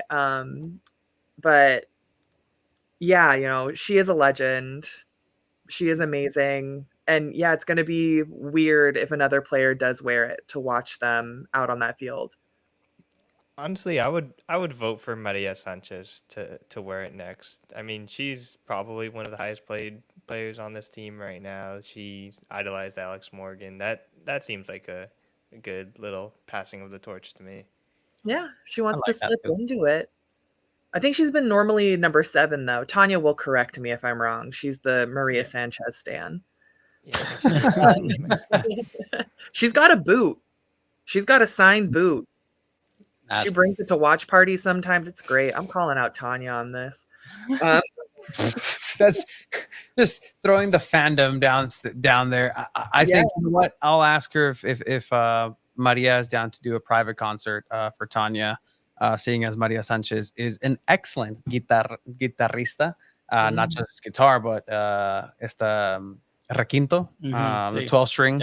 So she is fantastic on it too. Sarah, we won't take too much of your time before you get some rest and catch some Z's. Anything specific to plug in or just find you or find the Siren? I mean, I'm on Twitter. You don't want to follow me. I'm very boring. Tanya and I, if you enjoy the banter, we do host our own Sirens podcast. It's kind of a collective history we're putting together of our group. Because we've both been there. I've been a day 1. Tanya's a day 2, basically. So if you're interested, it's just called Siren Song Podcast. It's only on Spotify because we cannot figure out any other platform. It will not let us. But yeah, that's what we're doing. Otherwise, come into the Cove and hang out. We'd love to have you there and show you what the power of friendship can do for you. I love that. And I love the positivity just in general, because that is what keeps people coming down and rocking Snapdragon day in and day out. Sarah, thank you for staying up and enjoying it. Go ahead and check out their podcast. It's I've checked it out. It's fun. And Tanya, no, legitimately, like is a very, very, very devoted Maria Sanchez fan. Oh, for sure. He really is. It's great to see. She doesn't have a tattoo yet. That's the next thing I'm pressuring her into. Friday the 13th. Follow the podcast if Friday you want. the 13th is interesting. Free tattoos there. All right, Sarah, thank you for coming on. Thank you everybody for joining us here. This has been the Call of the Sirens. Have a good night, Sarah. Thank you.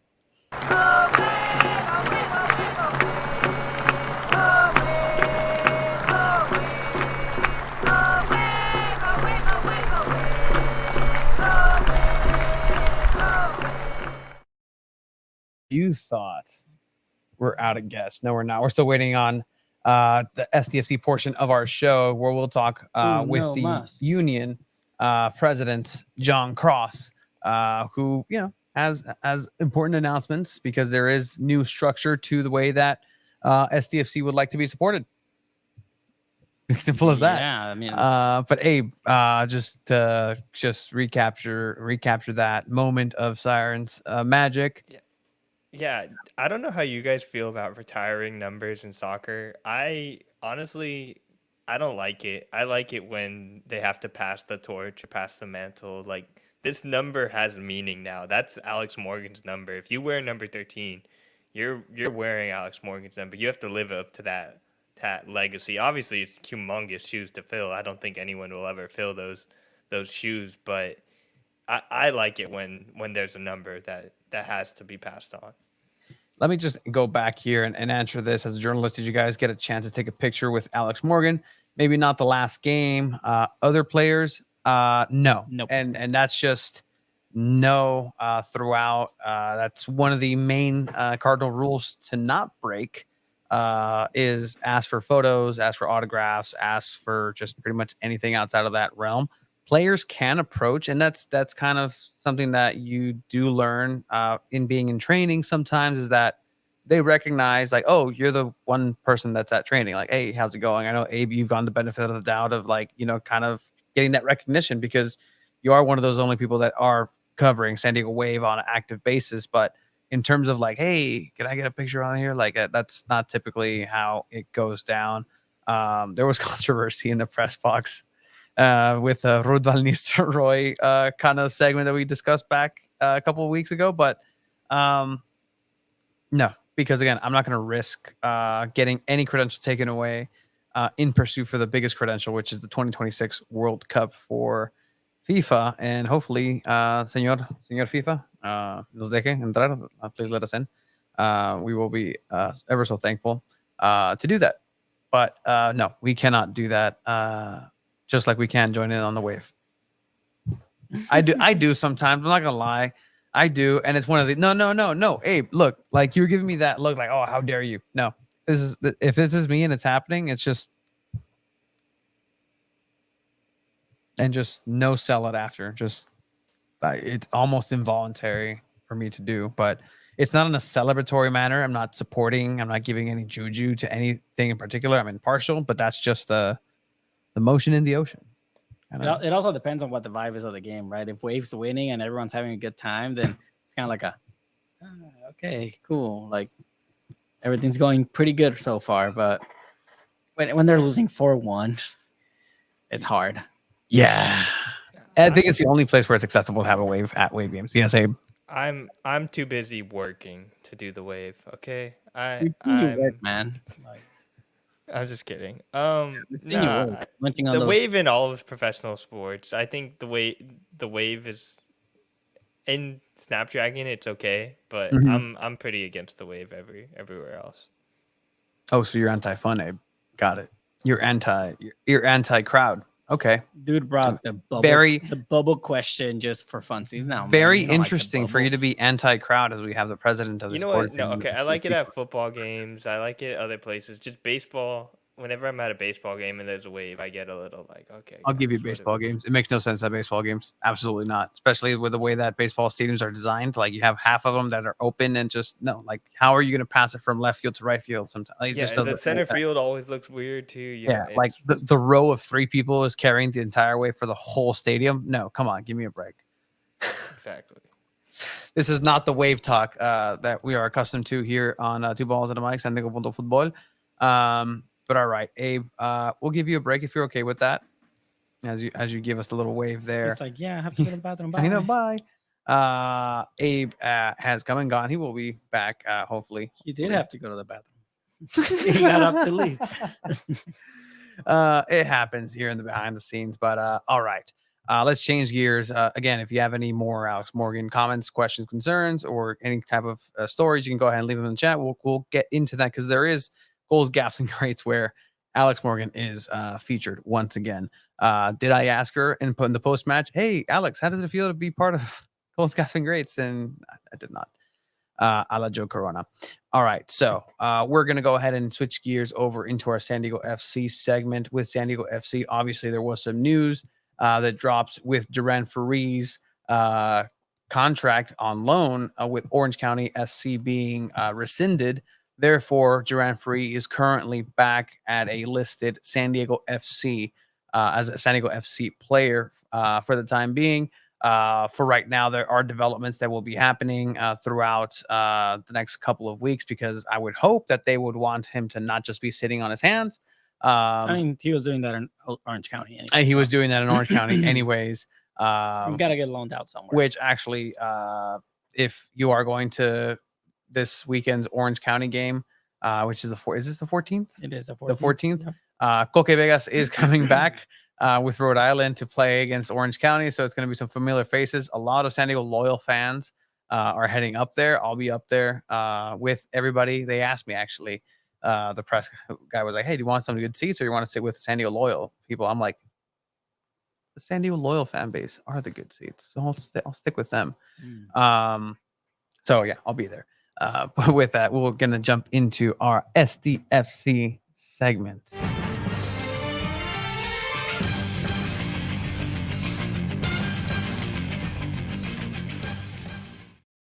With that, we're going to bring on the president of the supporter union for SDFC. This is a conglomerate, a amalgam of supporter groups that are officially recognized through SDFC. We're going to go ahead and bring him on. You know him from the Hell is Chrome podcast every Tuesday at 8:15 on YouTube, on their YouTube, with co-host Andrew. He is the producer as well of that show. The SDISU org San Diego Independent Supporter Group Union President, Mr. John Cross. John, welcome on to the show. How are you? I'm doing very well. Thank you, guys. No, absolutely. It's great to have you on. I think the last time you were kind of with us together was pre-pandemic, when you were in the garage filming. That's right.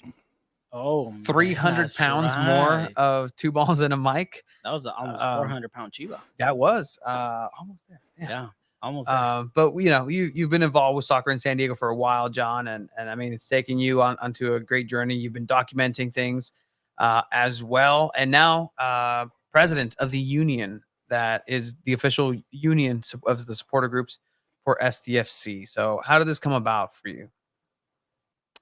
Gosh, that's a long story. It wasn't intentional. I guess I'll say that initially. I had every intention. You alluded to me being in the garage and filming you guys, which is still an episode I'd like to do for my soccer shorts once I have the time to get back to soccer shorts, do a follow up. And I had every intention of starting the soccer shorts back up again January, of this year. With the change that was happening in the locals, I stayed involved with that, trying to figure out where the locals were going to pivot to. From there, I became one of the reps that was sitting in the meetings at SDFC at the headquarters when they were pulling in all the various supporter groups to try to get people together to help build this, what has now become this union that we've created. And over time, I just kept getting a little more involved, and eventually decided that I was interested in being president. So I was probably back in June, and we have spent, the last couple months trying to get things in order. We finally incorporated a few weeks back. We've got memberships open. We're really starting to hit the ground running now with the union after having some, setbacks that I think a lot of people in the community are aware of over the summer with the original name.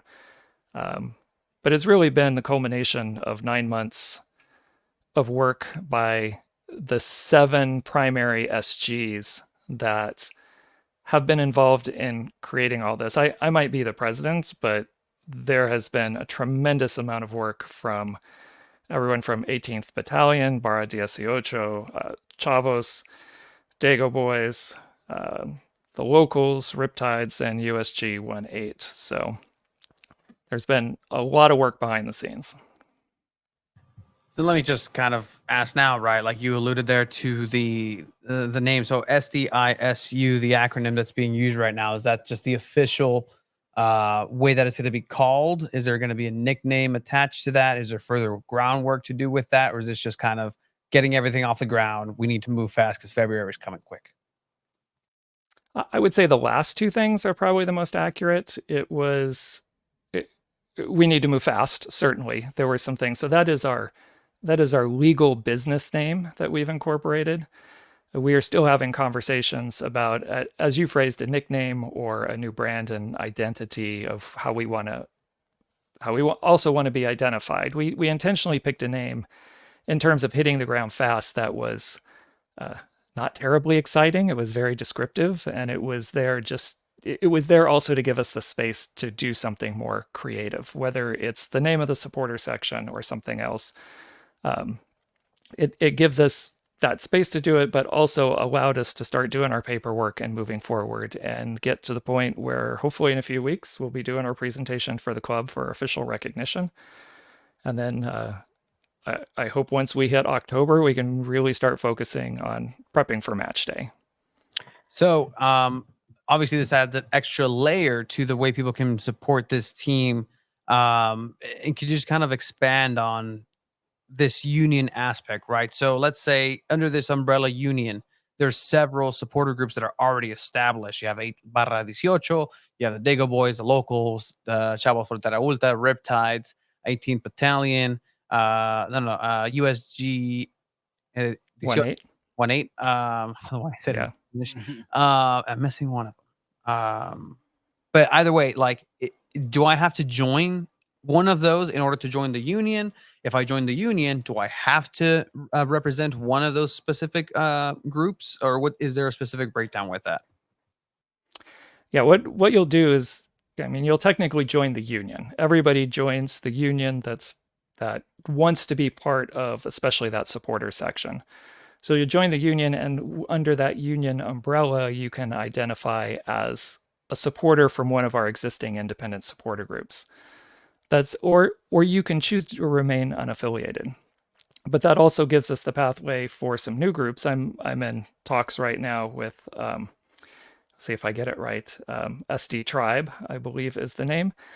And that's another group that is looking to come in to the union structure, and we're looking at how to bring those people in as well. But there will be avenues for people who, if they join unaffiliated to one of the existing 7 that are identified right now, that there's a way for people to form their own supporter groups and their own identity under that umbrella.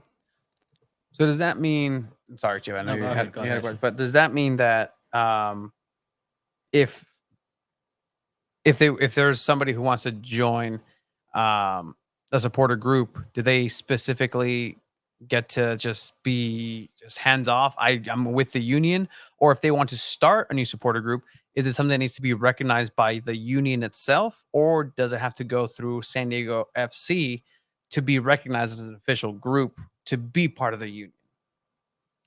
Well, the union is what's going to be officially recognized by SDFC, and then under that umbrella, the union will recognize and identify those individual SGs. So if a new group wants to form, it would then come under the union.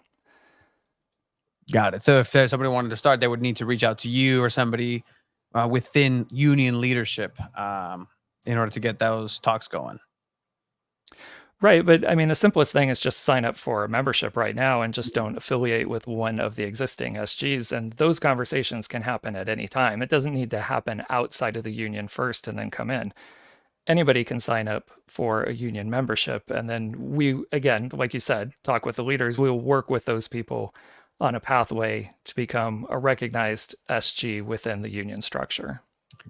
And so, yes, go for it, Chivo. No, John, I'm just curious. How do you handle, right, 7 different supporter groups working together? What are the chants going to be? Mainly in Spanish, English, a mix of both? Like, what is it like? I mean, working with everyone right now. Well, as you can imagine, it presents a lot of challenges, but it also presents tremendous opportunity, because you guys are familiar already with a lot of the supporter groups out there. I don't know how many of your listeners are familiar with all of them, but everybody brings something unique to the table. So we are able to leverage the different skills that different groups have to make us stronger as a union, as being in that supporter section of 3,004 seats, standing together shoulder to shoulder with a single voice on match days, because we have groups that are good, and with people within those groups that are good at organizing. We have people who are good at creating chants and songs and helping to build the culture. And again, that's what we're doing right now, is working on the best ways that we can leverage that to make the most amazing San Diego match day experience that we can in that section. So what's the first step if I'm somebody who wants to join the union as of now?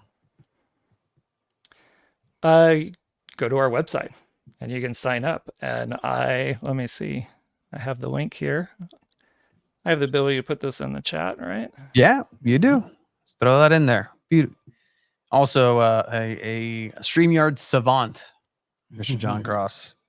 Check out his podcast, Hell's Chrome, with Andy D. Good old Senor Andres. Throwing it. All right, sorry, I didn't set it up here. No, you're good. And so there's already social media handles out there, as we were showing. It's SDISUORG,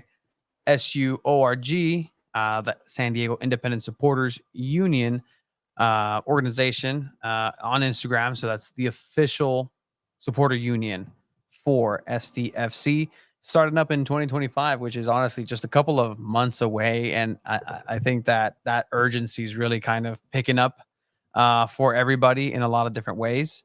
Do you feel that heat? Yeah, it's sorry. I was trying to post that and it said it failed. So I'm actually going to try to send you a text with the link so that you can put it up there. Perfect. Drop this sucker. And unfortunately, while I was trying to do that, I didn't really listen to your question. So you have to ask me again. La neta se me olvidó, vato. But all right, let's just jump here to the important right there. Boom. That's the website where you can go ahead and do what exactly, Mr. Cross? Click where it says membership in the upper right on the main bar up there in black. And then you click the join button. Perfect.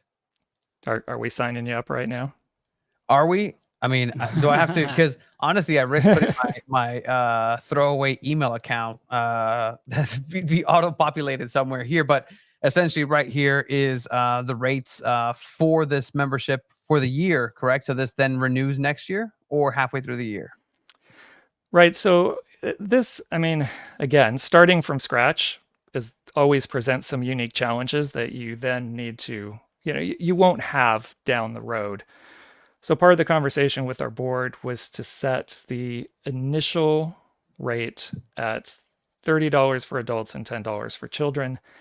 But that was to cover 2024 all the way through the end of 2025. Now, for accounting reasons and tax reasons and all kinds of stuff that we don't need to go into on the podcast, we decided to make it easier to split it up to half that, basically. So it's $15 for 2024 for adults and $5 for children, and then it will renew in 2025 at that same rate. So we just split that $30 for adults and $10 for kids across the 2 years. Perfect. And all the information is going to be here on the website. We can go ahead and have this on the description for the videos, but also just make sure that you also check out any of the social media posts of the union, because it's go time, right? I think I've been critical and just hopeful to just say that I hope that section is filled, jam-packed with San Diegans who are ready to welcome in a very spirited way any away supporters, especially Los Angeles fans, who come into San Diego and want to show up the city once again, as they do for other sports. I mean, historically, right? Does that worry you at all, John? Where's that? No, on pace? actually it doesn't at all. I have complete confidence that we're going to be able to fill the section, that we're going to exceed the amount, and we will bring it on match days. That doesn't concern me one bit. And we are now, like I said, we've only had memberships officially open for about a week. We're about 200 people. So we've haven't made a big public push yet for memberships. I'm sure there's a lot of people that don't know that the memberships are actually open and available and people can sign up, but you can. And being a member of the union is the only way to get tickets in the section. So season tickets should be going on sale later this fall. And if you want, that member perk of getting a season ticket in the supporter section at, likely, it will be at some kind of discounted rate. This is where you want to be. And we're looking for people who want to help build that culture, who like to stand for 90 minutes and sing and drum and do all the things you do in a passionate supporter section. So we are looking for that. And I know San Diego has no shortage of those people. Yeah, no, exactly. We need to remind people that the sport and the support has been here before any professional team. This is why they chose to come to San Diego. John, is there anything else? I'll throw up the place where you can find all the information, the official podcast for the supporter union. ¿Dónde está? I have it right there. The Hellas Chrome podcast, John. Is there anything that's coming up for the work that's being built right now, immediately, as of now, for February? Well, I'll say I thank you for the plug for the Hellas Chrome. I would call that the unofficial podcast because we don't have anything. We don't have anything done officially through the union right now. That may come over time. But this is, besides signing people up who are passionate about the sport that we all love and want to be in that section, we're also looking for people who want to help build the culture and help us hit the ground running. So we have a lot of key people right now already helping on our committees, but we can always use help. So anybody who's out there that wants to be a part of this on the ground floor, we already have a special event lined up for members that's coming up very soon that's exclusive to members. So these are some of the other perks you'll get as part of your union membership, is special exclusive things that are not available to the public and sometimes not even available to season ticket members. They'll be purely union member exclusive events. And that's always part of it, the perks that you get. That's why you join. Yeah, as being a supporter, if anything else, is those perks, because it really builds that community aspect. And at the same time, look, the players are going to be transient, but at the end of the day, the San Diegan supporters are the ones that are here, living the reality of things. Everybody else is coming to the city, and you know what? They want to go ahead and put the product of a team here. Great, but just be respectful of what was here.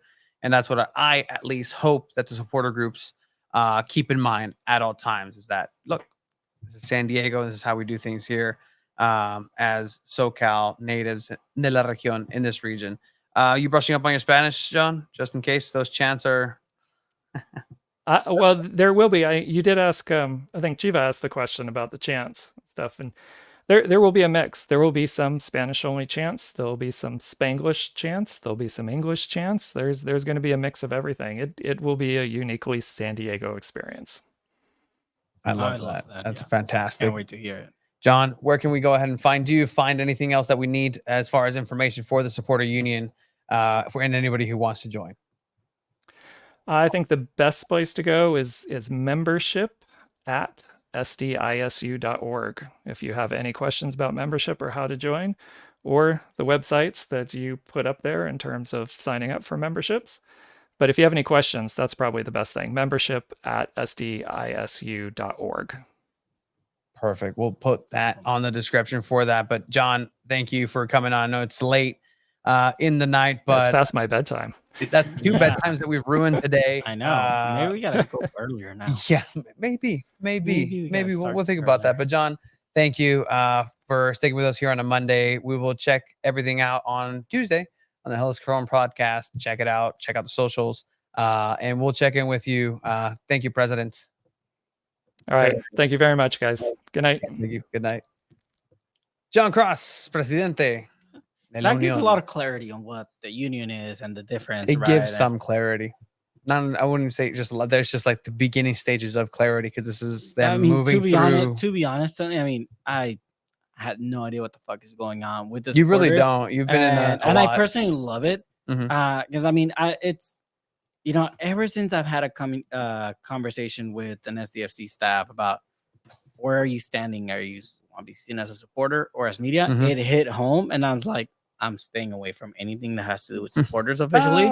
Like you're running away. Yeah, so I mean, I've definitely tuned myself out of all that. I mean, I will judge it based on what I see on game day.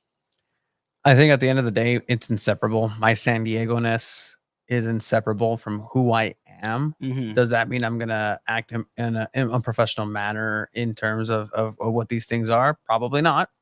Because again, I have a respect to the sanctity of Abraham and what he thinks the morals are for journalistic integrity, because I do listen to what he says and I do listen to what people tell me, and Listen to a 22-year-old. very wise, Very wise 22, 22-year-old. very wise. Well, you know what? I may think he's like just some sort of. Okay, I'll just leave that for later. I know he's watching him now. He's like, Yeah, where is he he's going laughing. He's giggling a little bit. He wants to throw himself back in. You're throwing And- yourself back and we're in. gonna throw it back. You're in throwing for back in. I'm just Avon. saying, elf years are actually different than human years. So A la ver, pinche le bolas. I am not the Un duende main te quedó. journalism keeper in this You in sure this are. city. If it's anyone, it's Johnny. I think Johnny's our guy in the press box everywhere that knows all. that is a spirit of soccer journalism in San Diego. He may not be there. He might be building an orphan in Mexico, a brand new house with his bare hands against that orphan's will. But you know what? He is soccer in sports You in give San the Diego. best backhanded compliments in the whole wide world. Just somebody being so Vales verga, kind-hearted. vales verga, vato. Somebody being so absolutely kind-hearted that they would travel to a third world country to build in a forceful manner. What are you looking at? Nada, güey. Look, okay, Abe. We're in a garage. There might be a rat. There's a rat in the garage. This It's a is spy. yes. Hey, look, it happens. It's SDFC keeping an eye on us. No, I think The rats you got to be careful with rodents during heat. Like they always try and find their way inside. There was a bird that was trying to get inside my girlfriend's house the other day. You got to be careful. that's not a rodent. Rodent in the sky, Look for technically. birds. I mean, Ya no está ahí. Está bien. Okay, cool. 3252, but yes, it's a collective of supporter groups is essentially what it is. Sorry, Yeah. Abe, you were saying? it's a rodent of the sky. Like you got to be careful with birds. Birds are cute and all. I love birds. I have had bird feeders in my backyard, but they carry a lot of diseases and bad things around. But they're also very important for our biodiversity. So They really are if they were, real. Which they're not. Government plants them. There's more evidence supporting that than not. So it's 2024. Get with it, bro. No, I think there are better ways to spy on us than birds. I'm sorry. I genuinely feel bad that we kept people up past their bedtimes. I feel a little bad. I don't, because look, our bedtimes is non-existent on Mondays. That Sunday to Monday transition has been relatively brutal for the last couple of weeks, if I'm being completely honest. But you know what? Again, pat yourself on the back. Forget the other side. Pat yourself on that same side. You've been putting in work, Abe. Tú quién sabe. Me menos. But all right. Lakeside changed you, man. Lakeside changed me. I mean, the last time you saw a baby pigeon. Thank you, Brandon. Like yes. They're in a nest. I've seen a nest of birds. There's been nests of birds in my backyard before. I don't know about pigeons, but birds, like. No, they're very specific because again, the rodents of the sky are pigeons, legitimately. So, I don't know when the last time I saw a baby pigeon was. They're making commercials out of them with the NFL. They made a Coach Prime pigeon that for DirecTV. DirecTV, the main sponsor for SDFC's first kit, and I just brought that all together. Miss you, Miguel. Stay strong, canijo. You and your family. You need to go ahead and be taken care of.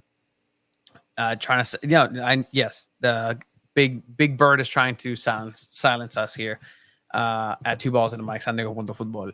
All right. Just to touch on a couple things. SDFC, right? We already mentioned Alex Mighton last week is the new attacker for SDFC, loaned out to FC Norseland. There's going to be movement in terms of that squad and the loanees from SDFC potentially in the next couple of weeks. So stay tuned for that. Mikey Varas, the potential rumored head coach for SDFC, took control of the U.S. men's national team in time for Pochettino to just come and swoop them off their feet in a couple weeks. But that's going to be coming on down. Not a good start, not the best start for Mikey Varas, according to just pretty much generally everybody who is anticipating and following him. I know we were asked to start a Wikipedia for him because he doesn't even have a Wikipedia. Sure. I'm not going to be He'll responsible have for one starting soon that. if he does become announced. For I sure. want He'll one, have one now. I want one before he does. Please. You don't have one? No. And that would be a total move that I would do. I would totally start a Wikipedia for myself. You would totally do that. 100%. Gentlemen, we do have goals, gaffes, and greats to wrap up the show. Do we really? Goals, gaffes, and greats brought to you by what? Two Balls and a Mic is brought to you in part by State Farm. Have you been into a horrible house fire and with all survivors? Make sure you have State Farm because you are in good hands, which is all state. And viewers like you. Thank you. TBS. My goal for not the actual goal, but like my goal for goals, gaffes, and greats is that we eventually start putting like a thing on social media and people vote for what wins. I'm down. Because again, and I saw we've been this, trying to figure it out for a while. Like, and all right, like, should we just say one each or anything? But I think we let the people kind of like just decide it. Kick a ball pod, because again, I scrolled up because they've been sending some goals from USD, some local San Diego soccer college goals and stuff that are actually really, really good. But again, we don't need to filtrate this system a little bit. But soccer in the college realm in San Diego has been incredibly well done in the last couple of weeks this season. So shout out there. One fun fact that I told Abe and you guys before we get going: San Diego Wave this weekend scored more points than San Diego State at Snapdragon Stadium. Just food for thought with one goal. But all right, so goals, gaffes, and greats. The first one, Chiba, you decided, or you have lined up. Is that name? I didn't decide. You didn't decide. I didn't. You didn't decide. You're not the decider. Okay, I thought I thought you were gonna take some charge here. These are not the goals. These are not the goals, because They're one in the is private labeled chat, goal, I believe. and it's I know, Abe, and you labeled it goal, so it's tonto proof. But here I am, just absolutely butchering the links here. So the goal that was selected for this week is the final contribution to the contribution. Assistant to the assistant Pass regional for the manager. assist. Goal by Kennedy Wesley, a header. The one goal that was scored by San Diego Wave for themselves this last weekend. Day after day to become better. Header in! San Diego equalizes! This goal just gave life to Wave at the moment. It was right before Alex Morgan got subbed off. I think it was definitely worthy of getting the goal of the week just for the impact that it had at the moment. Mm-hmm. Just to end up not really meaning anything at the end of the game. But Just keep a look on yellow shirt in the second row, like the passion that this ignited in the stadium. Just look at this raw emotion right there. yeah, no, I know who you're talking about. I love that. Vamos. Umas. What? Seu. A great header there, great delivery. I mean, not even a aired hand placement. Esteban, I know there's probably golazos that happen with UCSD and just in general. This is why we're goading you into sending them. But it's goals, gaffes, and greats. It's not just about the bangers. It's about the significance. And This week was a very Wave week and very special for San Diego Wave. Esteban, I mean, just gotta say that, point that out. I mean, if you want bangers, just go check out Exquisite Football. Him and Brandon score incredible bangers on each other. So And trick shots. So shout out to them. Dude, but perfect send them in. San Diego. Send them in. Manden sus golazos, compa. Anyways, for our gaff of the week, there were a couple in the same match. They were a couple in the same match, and I think if you've been paying attention to anything happening with that match, the whole match itself was a gaff. But starting with the first gaff, which ends up costing Kaylin Sheridan a now traditional red card. One red card per season, at least for Kaylin Sheridan in her San Diego Wave career, via Just VAR. Sheridan, that Sheridan is not the last player, but that's what it's looking at. And yeah, definitely a red card. So it's a red I think it takes like a minute in this video for it to show up. But I do like watching technique of referees and their cartages. But just running over. Here it is, the touch from St. George. She gets. There's just miscommunication all around, and I mean, it has to come from Sheridan. You're wearing the captain's armband. You're the one facing forward. You're the goalkeeper. You gotta yell at your defenders. I don't care if it's Naomi Gierman. She's the best defender in the world. This is definitely on Kaylin Sheridan. Yeah, because St. George gets that touch right there. Like, that shouldn't happen. That shouldn't be allowed. There's two of you, one of her. I guess the right choice is to commit the foul at the end of the day. Like, it's the right choice because you sacrifice yourself. That didn't lead to a penalty situation. Moment, I don't think there's goal. anything she could have avoided. Like, she went for the kick and the NC Courage forward beat her to it, and she ended up having to tackle her, like, just with the momentum that she was going with. So it is what it is, but it is a gaffe. Yeah, and it's crazy. They're teammates on the Canada national team. Yeah. Like, what's that conversation like next camp? Just, hey, you almost killed me. It's crazy. I see it more as a you're slow. I beat you to it. Yeah, no, 100%. Because again, the goalkeeper should be coming out, for the red card. especially with the heat map that Kaylin Sheridan's been having this last couple weeks. Like, you should already been there. Kaylin Vegas. Shout out to Kaylin Vegas. So that was the gaff of the week, part 1, V1, Matt Hardy version 1, Matt Hardy version 2, gaff version 2. I saw that eyebrow. I saw that. The Rock eyebrow.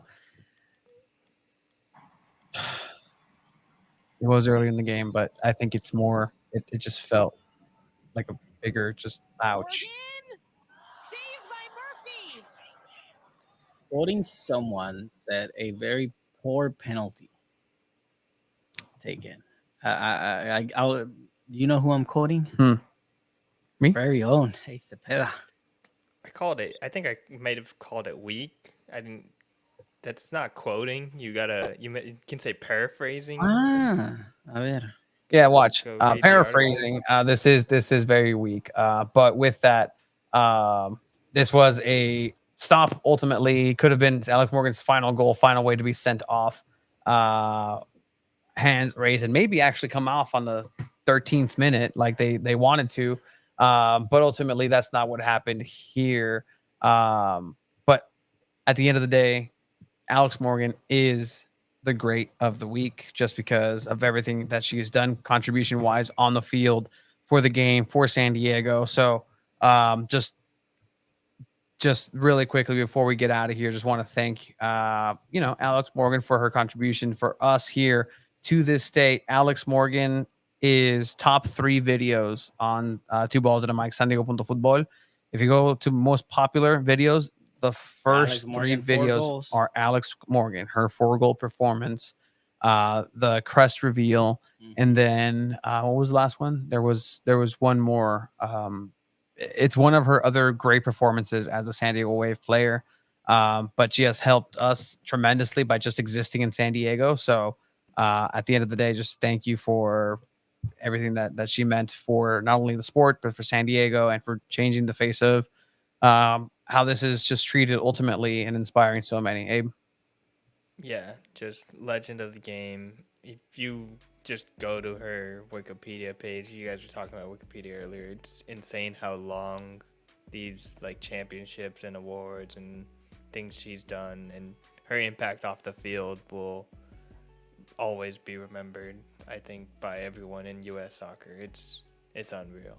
It is absolutely unreal. But with that, we're gonna leave everybody for the night. Thank you, everybody. 9.9 million followers. Let's get some of those followers under Two Balls and a Mic. Follow Sandiego.Football on YouTube, Instagram, Twitter, everything. Then thank you to Senor Mike. Thank you for John Cross. Thank you for Sarah. It's been San Diego Football forever. Bye.